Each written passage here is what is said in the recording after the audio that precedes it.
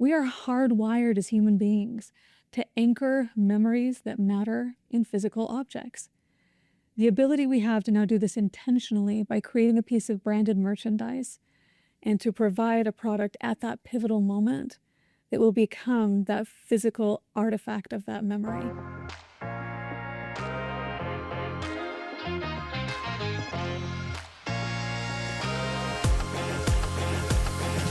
Welcome back to the CultureCon podcast. I'm Nick. And I'm Zach. We're the co-founders of CultureCon and your hosts for the show.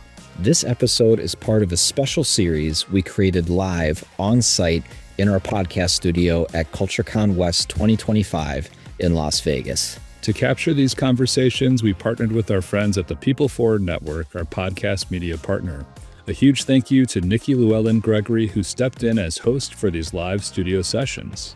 These episodes feature real-time insights, stories, and leadership lessons shared during the conference, giving you a front row seat to the energy and impact of CultureCon. And we're excited to bring you along. Let's dive into today's conversation.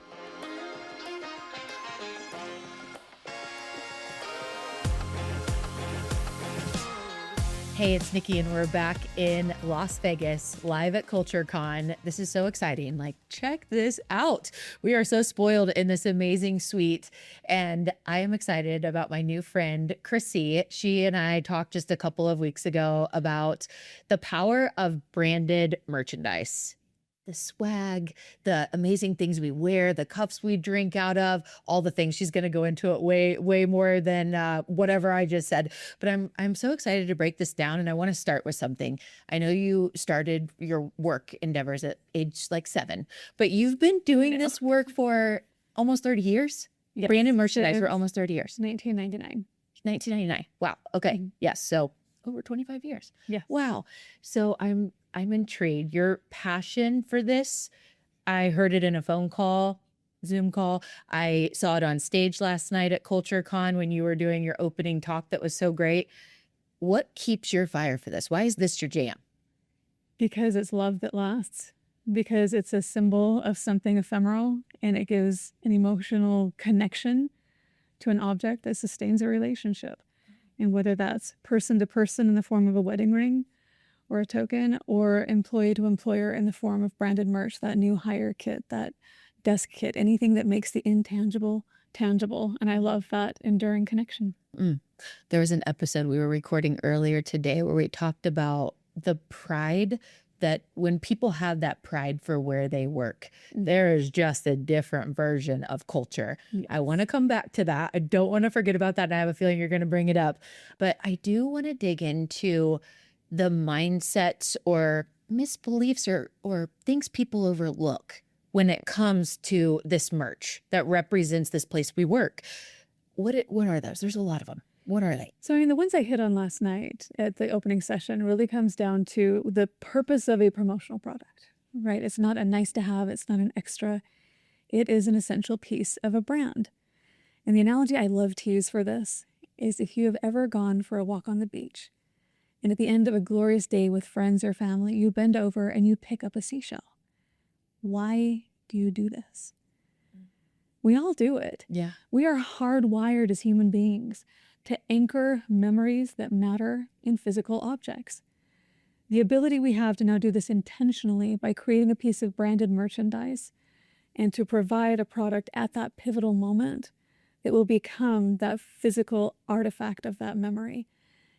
And, the object itself isn't just valuable, but its power to evoke the emotions of that moment. Okay, now bring us into, you've already been saying some things that get here, but I want to clearly articulate how this ties to culture and leaders that are on this journey to build this experience, this culture experience that they dream of. How does this tie in? So let's say that you're trying to shift something within your culture, right? I'm going to use an example of a case study from the railroad industry, where the employees wanted to take the sense of ownership of a new initiative to save fuel. They wanted to feel like they could make a difference inside this big corporation. And so by taking an object, in this case, a water bottle, something that every engineer inside the train could have this initiative printed onto it. So what is it? I am a fuel master, right? I have this power.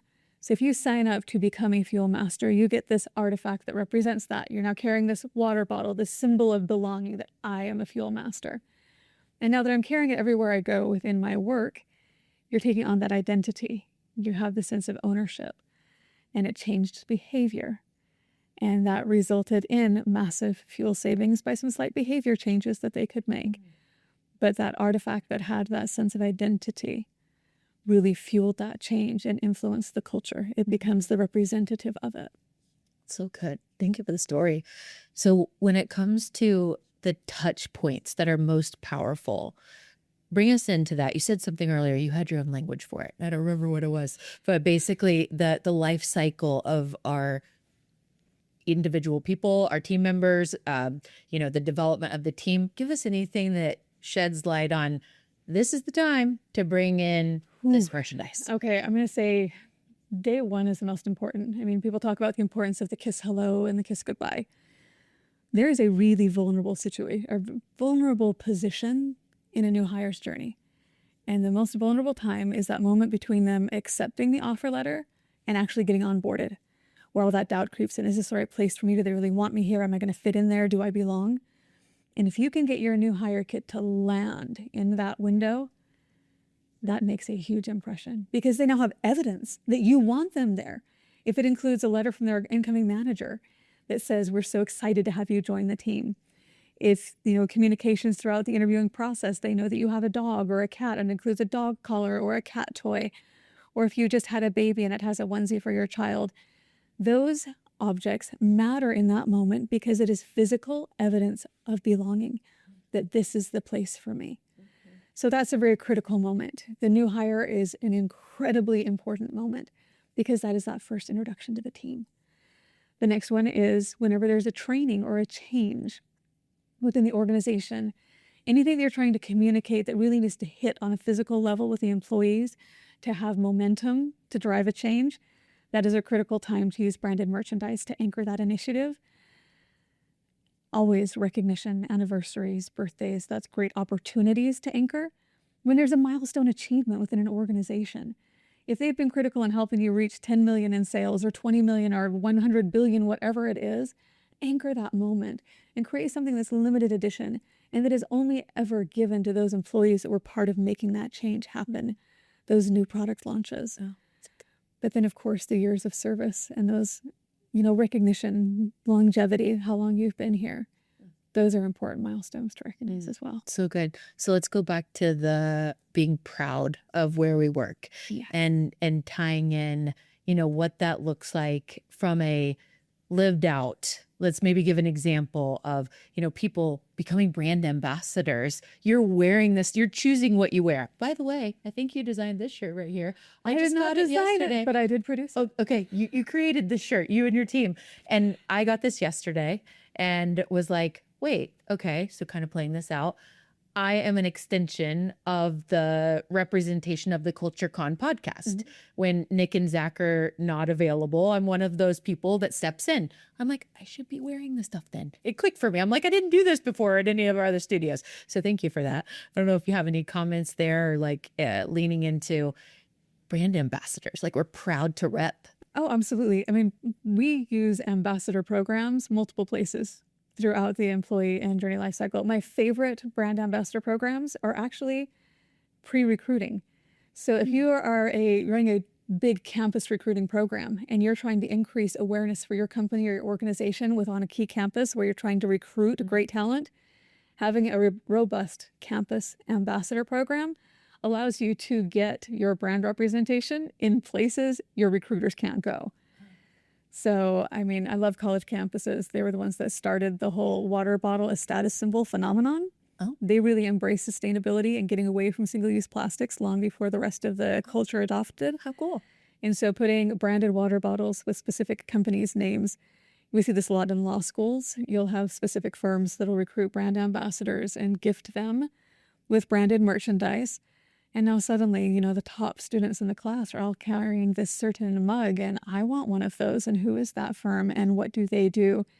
And you're able to increase visibility and spread your culture.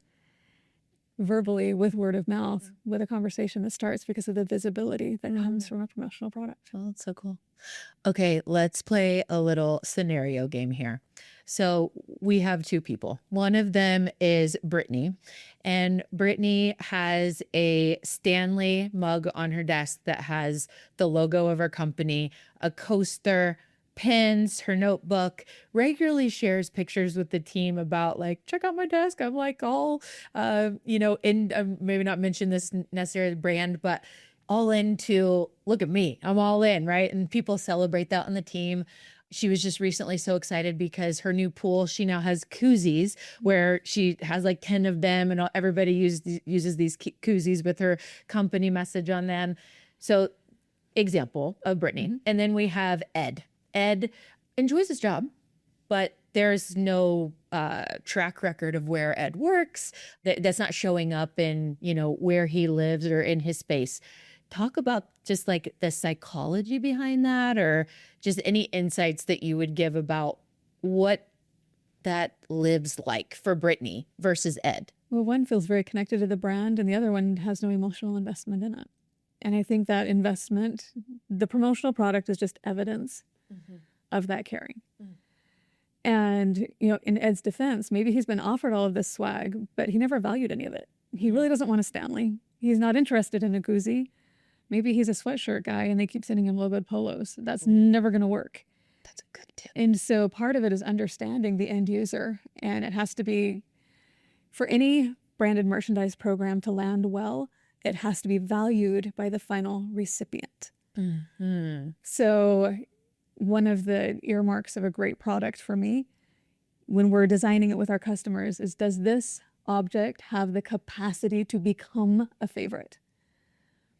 And most of the time, a big giant logo across the chest is not going to become a favorite.